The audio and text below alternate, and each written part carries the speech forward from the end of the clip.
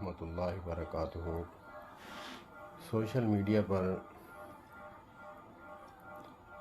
اکثر طلاق کے حوالے سے بات ہوتی رہتی ہے۔ میں ایک ادنا سا طالب علم، علماء کرام کا خادم، جو میں نے سمجھا عوام الناس کے لیے وہ میں پیش کرنا چاہوں گا کہ طلاق کا صحیح طریقہ کیا ہے، جس سے پھر اگر رجوع کرنا پڑے پھر کہتے ہیں کہ غصے میں نے طلاق دی۔ علماء فرماتے ہیں کوئی خوشی میں بھی طلاق دیتا ہے، غصے میں تو دیتا ہے، تو ایسی صورت میں طلاق دینا کہ پھر وہ رجوع کر سکے، راستہ واپسی کا رکھ دیں۔ جیسے ایک صحابی رسول نے اکٹھی طلاق دی، طلاق، تو غالباً حضرت عمر فاروق رضی اللہ تعالیٰ عنہ ہیں یا پھر حضرت ابن عباس ہیں رضی اللہ تعالیٰ عنہما۔ وہ فرماتے ہیں کہ جو تجھے شریعت نے راستہ دیا تھا اس کا تو نے فائدہ نہیں اٹھایا، اپنے ساتھ تو نے خود ظلم کیا ہے۔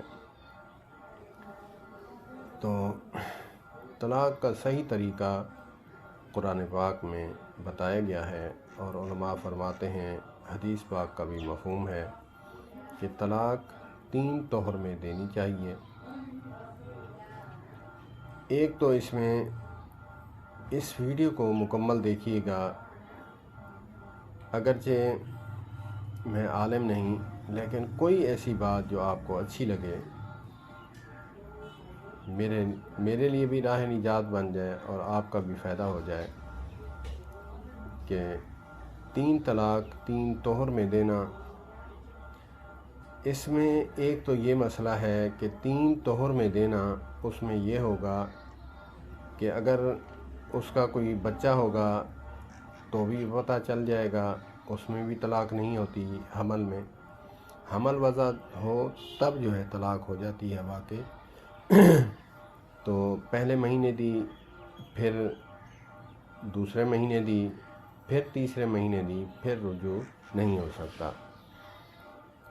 تو اس میں وضع حمل کا بھی پتہ چل جاتا ہے۔ قرآن پاک نے ہمارے لیے خیر خواہی کی کہ ایک شخص طلاق کہتا ہے تو اس کو حمل ہوتا ہے تب بھی طلاق نہیں ہوتی، اس کا وضع حمل ہوگا تب اس کو طلاق ہوگی۔ تو اس شریعت کی جو آسانی ہے جو ہمیں دی گئی ہے، تھوڑا سوچئے، طلاق کو عام نہ سمجھیے۔ طلاق علماء فرماتے ہیں بہت گناہ والا عمل ہے، اور کہیں ثواب بھی بن جاتا ہے۔ کوئی بندہ اپنی بیوی کو ذلیل کرتا رہتا ہے، اس کو طلاق نہیں دیتا، لٹکائے رکھتا ہے، اپنے میکے بٹھائے رکھتا ہے، اس کو طلاق نہیں دیتا، یہ ظلم ہے۔ اگر نہیں اس کے ساتھ نباہ ہو رہا، اس کو آزاد کر دو۔ اگرچہ طلاق یہ مذاق اور کھیل نہیں ہے، تماشا نہیں ہے، لیکن کہیں جواز کی حد تک دینا بھی جائز ہے۔ تو اسی لیے ہمیں چاہیے کہ 3 طہر میں ہمیں طلاق دینی چاہیے۔ اس میں یہ ہوتا ہے کہ اگر بیوی کو 3 طہر میں طلاق دی جائے تو اس میں پتہ چل جاتا ہے کہ بچہ تو نہیں تھا، حمل تو نہیں تھا، یہ بھی پتہ چل جاتا ہے۔ اپنے میکے بیٹھے گی، اس کو وہاں بھیجنا ہے طلاق، اپنے گھر نہیں بٹھانا۔ صحیح طریقہ وہ یہی ہے۔ اور دوسرا آ جاتا ہے حلالہ۔ علماء دیوبند اہل حدیثوں پر طعن و تشنیع کرتے ہیں کہ حلالہ قرآن پاک میں ہے، اور آج یہ بھی سمجھ لیجئے کہ قرآن پاک کا حلالہ بھی یہی ہے کہ اگرچہ کسی نے طلاق دی ہے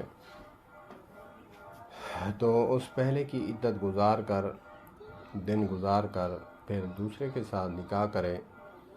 by the way, by chance کوئی انبن ہو گئی، اپنی مرضی سے انہوں نے طلاق دے دی، 6 مہینے بعد، سال بعد، 2 سال بعد، اگرچہ عورت بھی رجوع کرنا چاہتی ہے، مرد بھی پہلا رجوع کرنا چاہتا ہے، تب یہ حلالہ ہے۔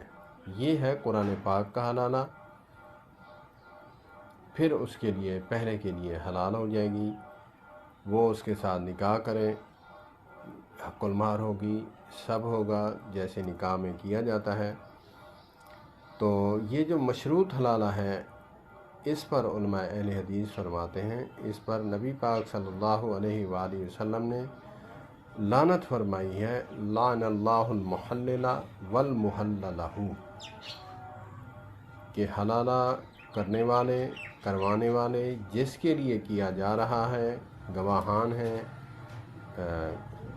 جو ہے قاضی ہے، لکھنے والا، کرنے والا، جس کے لیے کیا جا رہا ہے، ان پر حلالہ حرام ہے، اور لعنت کی گئی ہے اس حلالے پر، کیونکہ ایک رات کا نکاح نہیں ہوتا، نکاح تو مستقل سنت ہے، مستقل جیون بتانے کے لیے ہوتی ہے، ایک رات کے لیے حلالہ نہیں ہوتا۔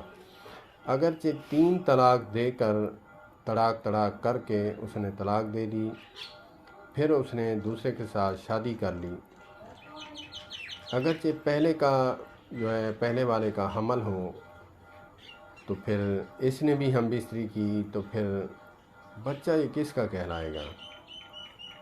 تو اسی لیے کہا گیا ہے